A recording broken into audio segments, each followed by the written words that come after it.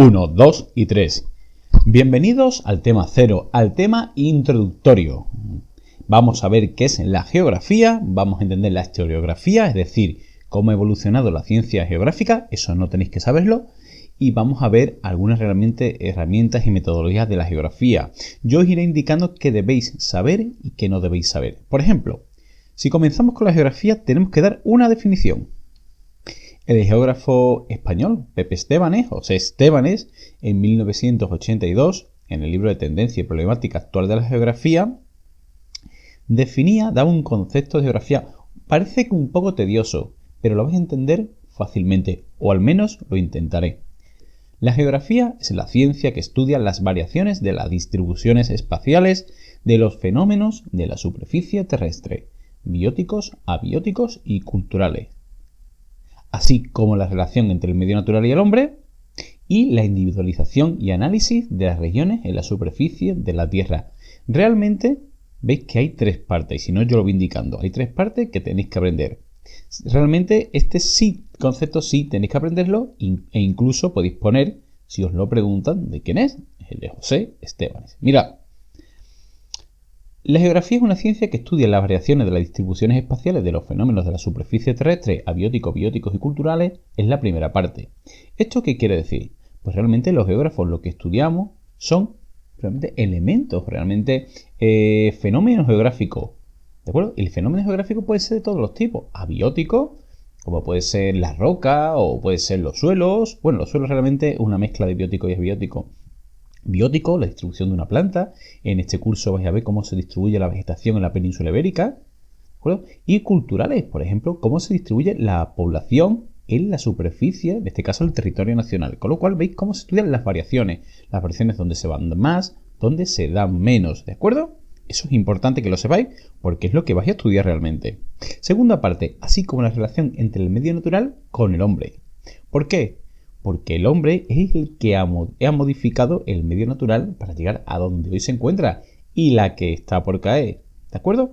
Luego os pondré un ejemplo. ¿De acuerdo? Que os va a interesar de manera, vamos, impresionante. Y de la individualización y análisis de las regiones en la superficie terrestre o en la superficie de la Tierra. ¿Y esto qué significa? Realmente el geógrafo también intenta, una parte que luego verás que se llama la geografía regional, que intenta localizar aquellas zonas con unas características comunes y que son diferentes al que está alrededor. ¿De acuerdo? Entonces zonas concretas, tanto paisajes de un tipo, con un tipo de vegetación, con un tipo de clima, etcétera. Por ejemplo, vais a encontrar las zonas climáticas, pues eso realmente es una región, ¿de acuerdo? Una región climática. Realmente, pues no es tan difícil y tan aburrido como aparenta. O sí, pero yo os recomiendo este concepto. También se podría decir que es cómo estudian la ciencia que estudia la distribución de los fenómenos geográficos en la superficie terrestre, la relación con el hombre y el medio y la individualización de las regiones en la superficie terrestre. Algo tan sencillo como eso.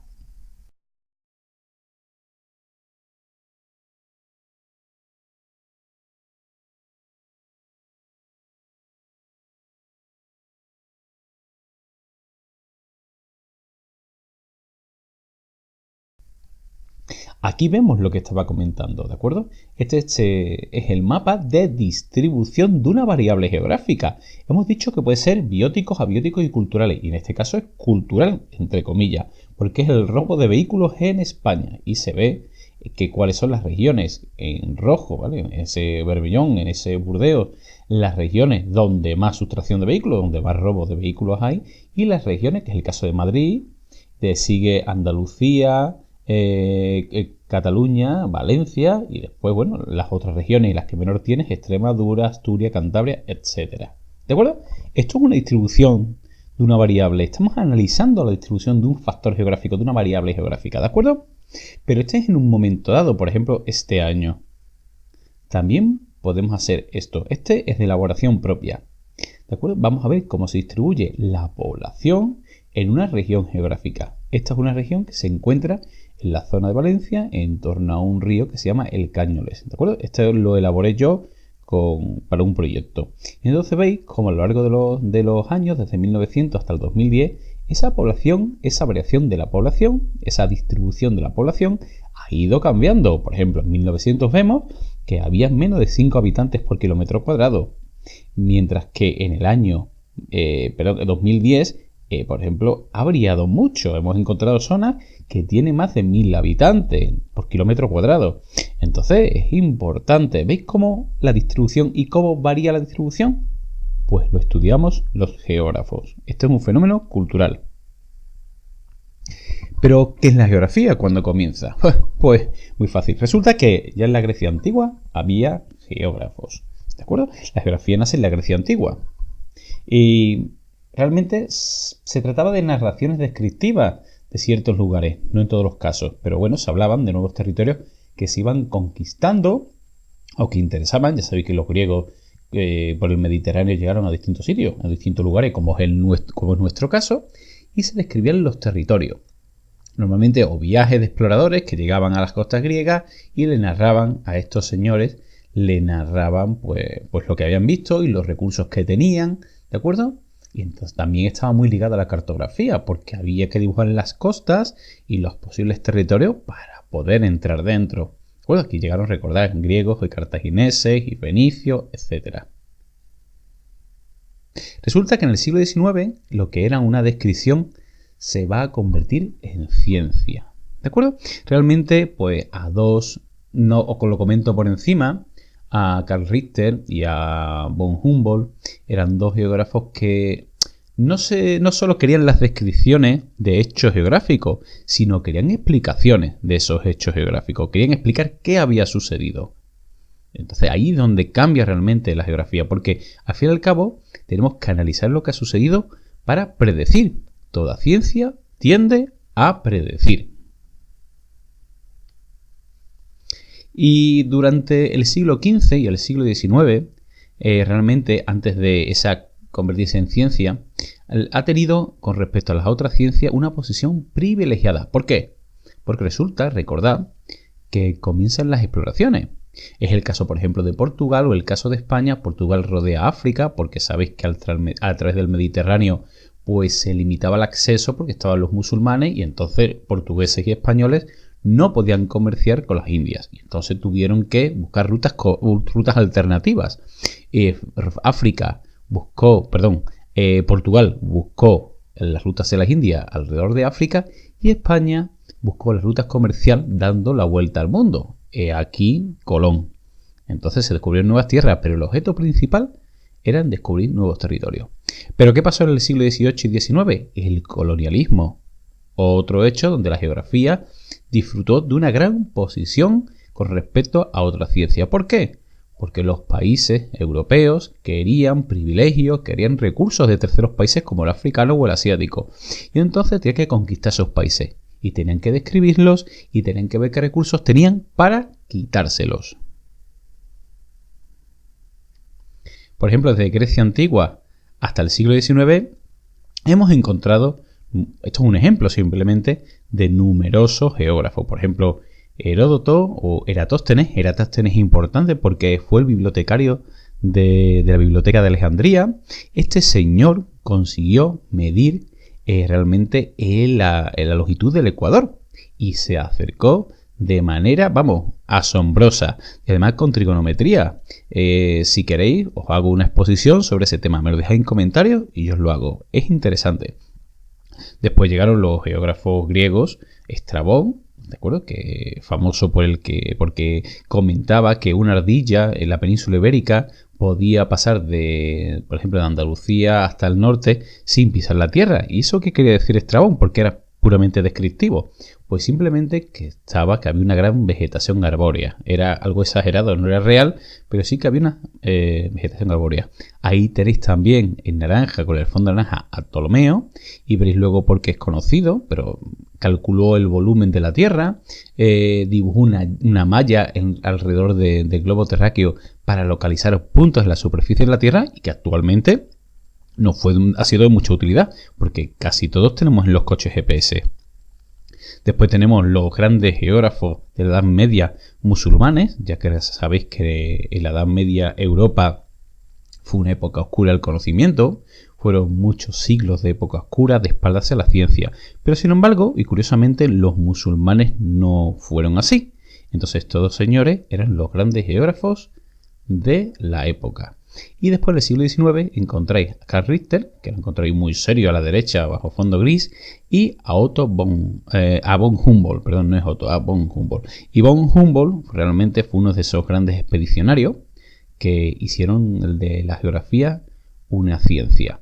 Mientras que Richter haciendo ciencia, pero un poco de cara más a la geografía humana. Realmente no tenéis que saber mucho de esto, simplemente que los geógrafos han tenido un papel importante en la ciencia. Para que veáis esa época florida, desde el siglo XVIII, siglo XIX, esos cuadros representan, bueno, hay un eje cronológico, y esos cuadros representan la creación de sociedades reales, bueno, sociedades de investigación, sociedades geográficas, tanto en Europa como en América. He puesto simplemente unas pocas. Veis que la primera es la de París, tenemos la de Londres, la de Berlín, ¿de acuerdo? La mexicana incluso, y al final de todas tenemos la Real Sociedad Geográfica de España, que es de en torno a 1876. Un poquito tarde, veis que finales del siglo XIX. Y la geografía desde entonces, desde la aparición del siglo XIX como ciencia, se ha dividido en dos etapas. Por un lado se ha dividido en la geografía física, ¿de acuerdo? Que es los tres primeros temas que tenéis en el libro. La geografía física, que ahí se identifican, pues es una ciencia muy ligada al medio ambiente, igual que la biología o la geología, se llama geociencias, las tres, incluso con otra que han salido ciencias ambientales, etcétera, y como carrera. Y aquí se estudia tanto el relieve, pero no se describe el relieve. Aquí está la cordillera cantábrica. No. Eso es un error, cuidado. Se estudia también cómo evoluciona, cómo nace, qué composición tiene y qué evolución tiene. O sea, se estudian muchas cosas. El clima pasa lo mismo. No se dice, mira, pues aquí hay un clima mediterráneo. No. Sino que averiguamos, indagamos con base científica por qué es ese clima y qué evolución va a tener. Y sobre todo, la predicción. Muchos de los que actualmente en televisión, por ejemplo, porque es lo que veis, salen dando el tiempo, algunos son climatólogos, como es el caso de Canal Sur de Andalucía. El caso de la vegetación pasa lo mismo. No solo estudiamos la distribución de la vegetación en España. Oye, pues mira, resulta que la cordillera cantábrica o el norte peninsular se dan los hayas y los robles. Y en el resto de la península están las encinas y los alcorroques. No. Sino ¿por qué? La ciencia, y no olvidarlo, porque tendréis que ponerlo en los exámenes, tienden a explicar los porqués de las cosas. Estudiamos los suelos y etcétera. Se estudian otros hechos. Y obviamente tenemos un montón de materias aplicadas a eso. Actualmente los geógrafos físicos tienen una gran salida profesional. Y la geografía humana, sin embargo, estudia pues, la población, es decir, el número de habitantes, el índice de natalidad, el índice de mortalidad, ¿de acuerdo? La esperanza de vida, la tasa de fecundidad, etcétera. Ya lo veréis. El poblamiento es cómo se disponen en el territorio. Hábitat disperso, hábitat concentrado, ¿sí? La economía o los sistemas agrarios o los sistemas económicos en general. Sector primario, la agricultura, la ganadería, la silvicultura. El sector secundario, que en este caso es la industria. Ahí vamos a meter la minería, aunque no es la extracción de esas materias primas. Que no entraría esa extracción de materias primas. Y el sector terciario, que vamos a ver, por ejemplo, la sanidad, la educación, el sistema de transporte, o el que nos interesa muchísimo en este tema de este curso, que es el turismo, que suele entrar bastante en selectividad, ¿de acuerdo? Hay un señor que se llamó Feynman y aquí hizo este esquema. ¿Qué se explica en este esquema? Pues he dicho que la geografía y la física y la geografía humana pues estudian cosas comunes a otras ciencias, ¿de acuerdo? Y le ponen su nombre. Por ejemplo, los geógrafos estudiamos, comenzando por el círculo amarillo, la meteorología, ¿de acuerdo? Bueno, la meteorología es una ciencia de física y nosotros estudiamos climatología. Entonces solapamos, veis que esos círculos de ciencia se solapan y da como resultado la climatología. La parte de biología que estudiamos nosotros se llama la biogeografía. La biogeografía ya veréis que es la distribución de plantas y animales en una superficie geográfica, en un territorio, en el espacio geográfico que viene el libro porque el espacio geográfico es el objetivo de estudio de la geografía. Entre la economía y la geografía se estudia la geografía económica. La historia y la geografía se solapan, nos solapamos con los historiadores, que no somos lo mismo. Y estudiamos la geografía histórica. Con los sociólogos, la geografía social y también la economía. Y último, aunque es parte de geografía física, que me la salté antes, la geología. Los geógrafos estudiamos también esa parte. Tenemos nuestro campo de estudio, como veis, que es la geomorfología. Y esto es importante, por eso lo he dejado para el final, porque resulta que el siguiente tema tendréis que estudiar las unidades geomorfológicas de la península ibérica. Mirad, hemos dicho que hay la geografía física, hemos dicho que hay la geografía humana, hemos visto los campos de estudio de cada uno, hemos visto el círculo o el diagrama de Feynman de 1919, pero mirad, resulta que en el siglo XIX, Paul Vidal de Lablache, que es un geógrafo francés, él pues argumentaba que no tenía sentido separar el paisaje natural y el cultural, es decir, lo físico y lo humano, la geografía física y lo humano, que se han ido adaptando con el tiempo, es decir, el hombre ha transformado el paisaje y que obviamente en ese paisaje vamos a encontrar caracteres, rasgos físicos y humanos.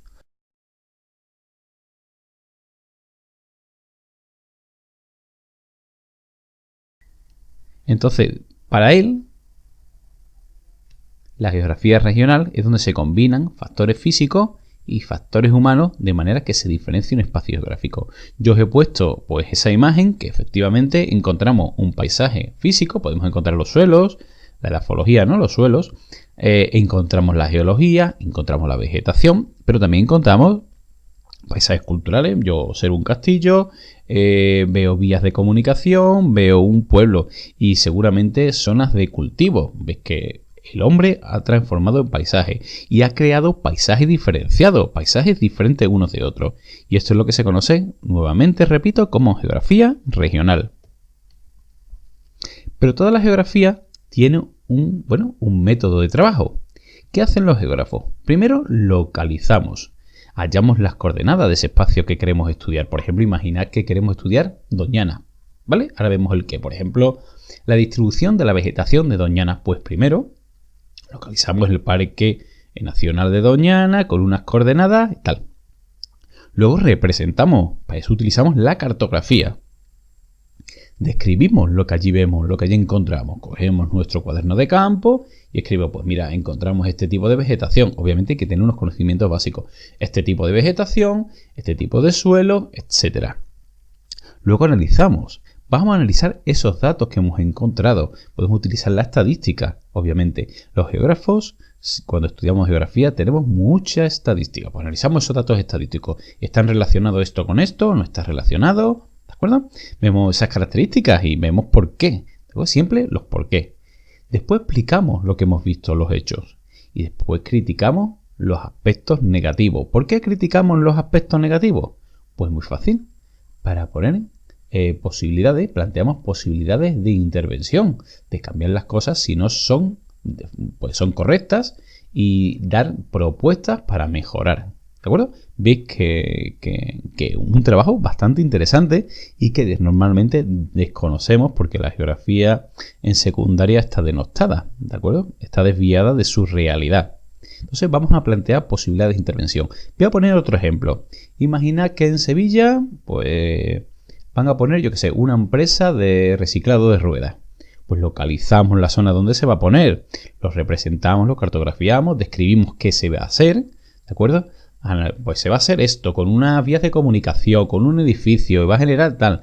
Analizamos qué se va a hacer, porque pues mira, resulta que vamos a eliminar suelo y eso es un gran impacto al medio ambiente. Se levanta polvo, se va a levantar gases, se va a tal. Pero también lo positivo, pues se va a dar empleos y se van a dar medidas, ¿no?, alternativas. Explicamos, porque lo estoy explicando todo eso, criticamos los aspectos negativos y posibilidad de intervención. Es decir, ¿se puede hacer o no se puede hacer? Si se puede hacer, ¿vale? ¿Con qué medidas para paliar ese impacto ambiental? Lo que hemos descrito es una evaluación de impacto ambiental.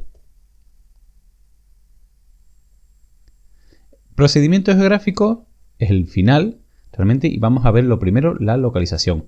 Hemos dicho que un geógrafo, Ptolomeo fue el que, pues, realmente sobre el globo terráqueo puso una red, una malla, ¿de acuerdo?, para localizar puntos en el espacio. Aquí tendréis que aprender los conceptos que os propongo y que está en la ayuda, en el documento, en el PDF de ayuda.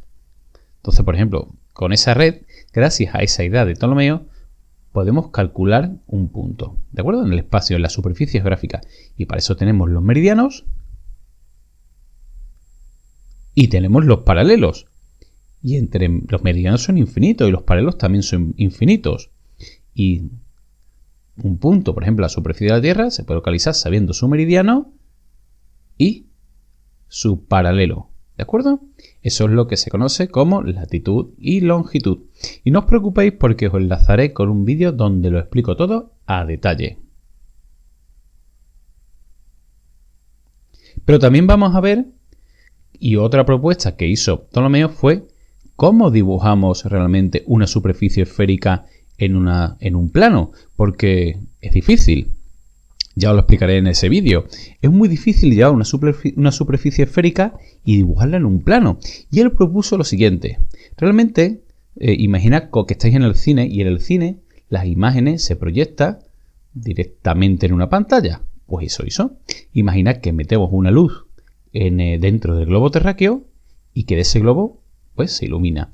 Y al iluminarse, obviamente, podemos calcar en un papel el contorno de la superficie.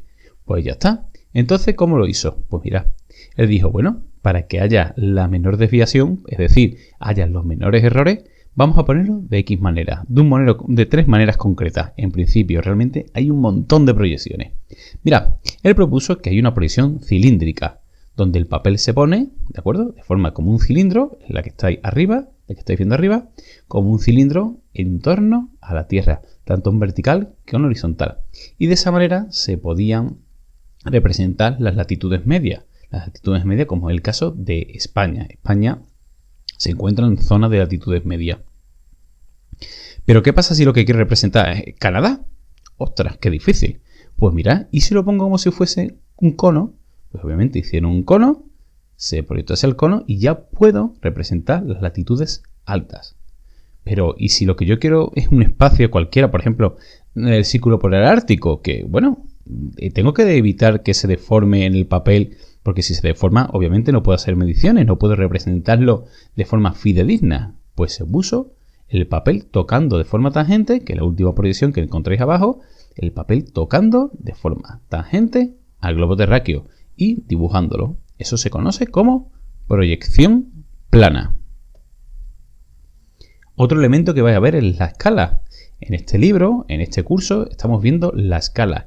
¿Y qué es la escala? Bueno, pues resulta que el mapa me tiene que servir para algo. Me tiene que servir para representar una realidad. Es decir, tengo que hacer medidas y que esas medidas pues sean lo más... O sea, que yo mida sobre el mapa y que realmente tenga relación con la realidad. Que me sirva, que sea útil.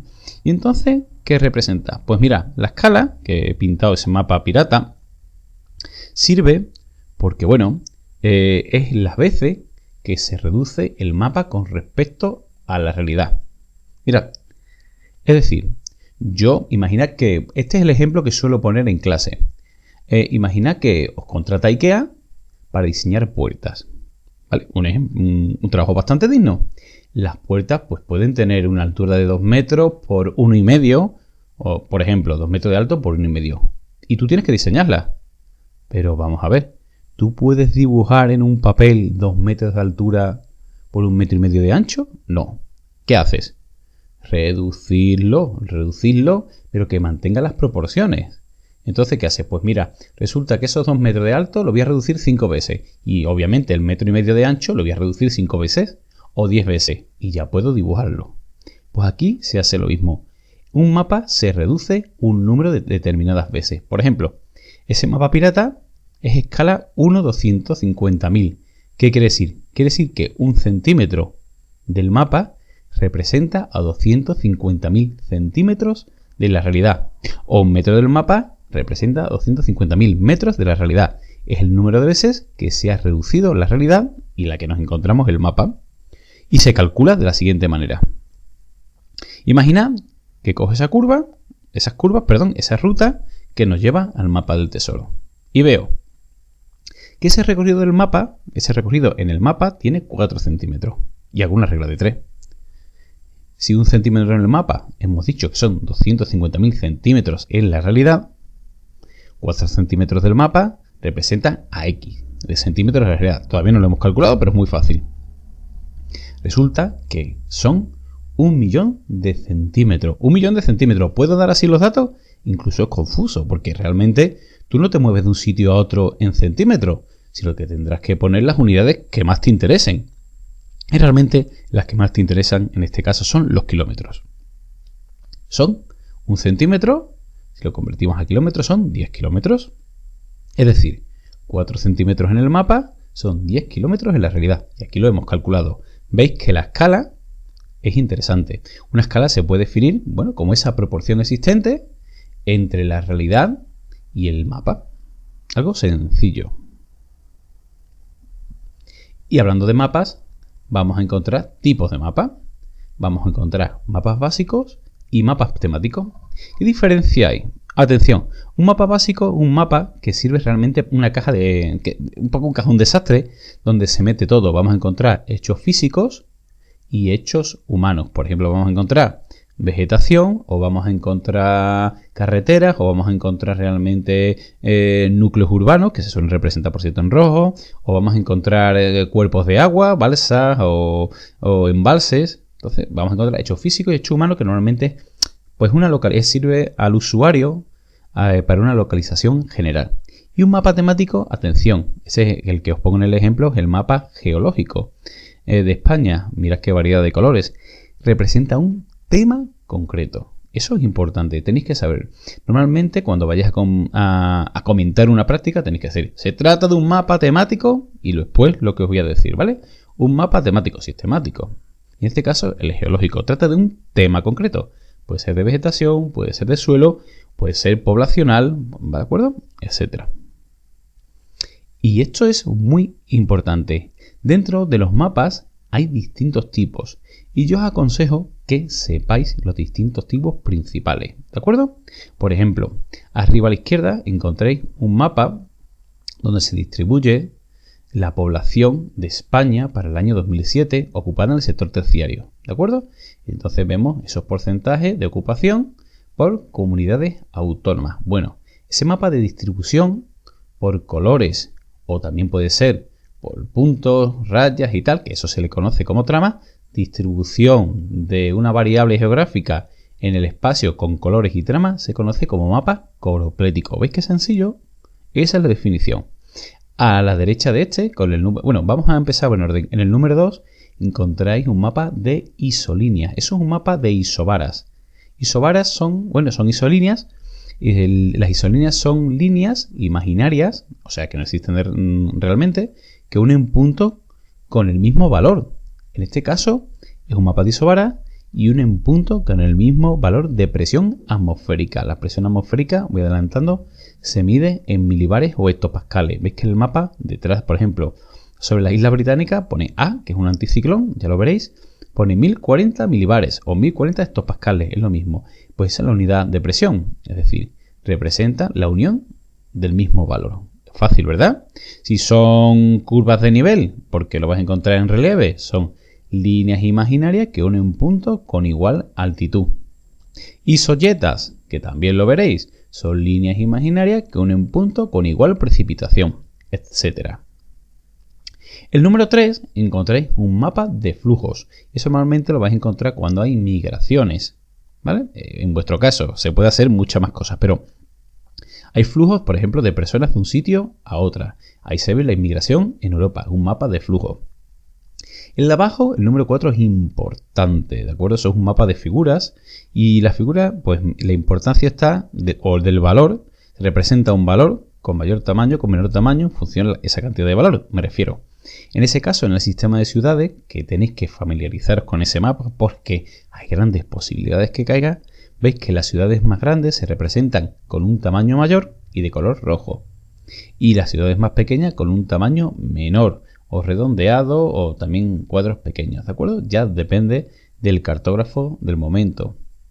Y también encontráis, eso sí, bueno, ese es de figura y también podéis encontrar de diagramas de sectores que se pongan encima circulitos o barritas que indiquen el valor de una variable, de un hecho geográfico. Y el número 5 representa un mapa isomorfo. Es decir, y eso aquí no lo vais a encontrar en el curso, de hecho no me voy a meter mucho, pero realmente la morfología del país o de la región cambia en función aumente o disminuya el valor de la variable que se estudia. En este caso, las exportaciones mundiales y la evolución del porcentaje de las exportaciones de cada país. ¿De acuerdo? En un periodo de 1980 a 1990. Vuelvo a repetir, ese no hace falta que lo estudiéis porque no caerá, pero los anteriores sí. ¿Y qué puedo encontrar realmente de los anteriores? ¿Qué puedo decir de ellos? Y por eso tenéis que trabajarlos, tenéis que memorizarlos. Por ejemplo, me voy a encontrar mucho el mapa número 1, en la distribución de una variable geográfica. En este caso, esa variable es la población ocupada en el sector terciario, en el territorio de España y se representa con tramas o con colores. Pues hay que decirlo. Yo os recomiendo que lo digáis, porque recordad, ya os voy a meter la primera recomendación, se recompensa en selectividad que utilicéis el vocabulario geográfico. Y esto es vocabulario geográfico, tenéis que decir que se trata de un mapa cronoplético porque representa la distribución, ¿de acuerdo?, de una variable en el espacio, o un mapa de flujos, o un mapa de isolíneas, o un mapa de figuras. Se recomienda que lo hagáis, ¿de acuerdo? En los tecnicismos se recompensan en selectividad y dan puntos. El no usarlos quita, por ejemplo. Yo no recomiendo que digáis no, arriba, abajo en un mapa o izquierda, derecha. Eso está mal. De hecho, te pueden realmente fastidiar un examen. Tendréis que decir norte o septentrional, sur o meridional, este oriental u oeste u occidental. Pero no arriba, abajo, izquierda, derecha. ¿De acuerdo? Porque realmente está peligrando vuestro trabajo.